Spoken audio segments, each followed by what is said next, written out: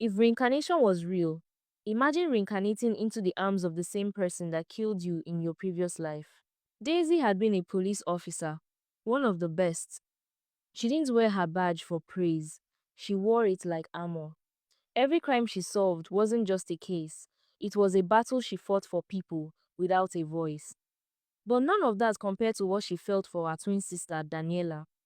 Daniela was her peace, her anchor. They were born minutes apart but shared one life. Where Daisy was fire, Daniela was calm. When Daisy came home angry from the force, Daniela always had something warm on the stove and something kind to say. She didn't understand why her sister had to be so brave, but she supported her anyway. Always. Daisy's work had put her in the target of dangerous men, but there was one name that kept coming up, again and again. Max. Max came from power.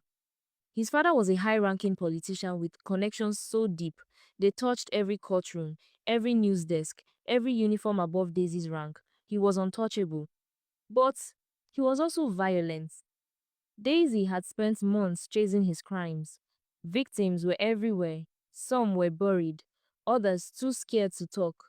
He had a talent for covering his tracks, but Daisy was patient. And when Max started sleeping, she pounced. There was one moment she never forgot. She arrested him. He was standing over a body in a parking garage. The blood was fresh, the weapon was still in his hand, and Daisy, breath steady, had her gun drawn and cuffs ready. She got him. He smirked while she read him his rights. But 2 weeks later, he was free. No charges, no press, no record. And Daisy, she became a target. It started with phone calls, anonymous messages, dead ends in her investigations. She started watching over her shoulder. She installed trackers on the phones of everyone she loved, just in case. She didn't want to believe Max would go that far, but deep down she knew. Then came the night Daniela didn't come home. It was raining hard.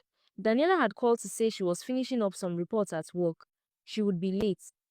The alley she usually took home was quiet. She had walked it before without fear, but this time Max was waiting. He followed her from a distance, moved quietly. Then, with no warning, he struck. A heavy, jagged object cracked across her skull. Her knees buckled and she collapsed. Max picked up her unconscious body, loaded her into his car, and drove through the storm to a forgotten warehouse on the edge of the city. At the same time, Daisy was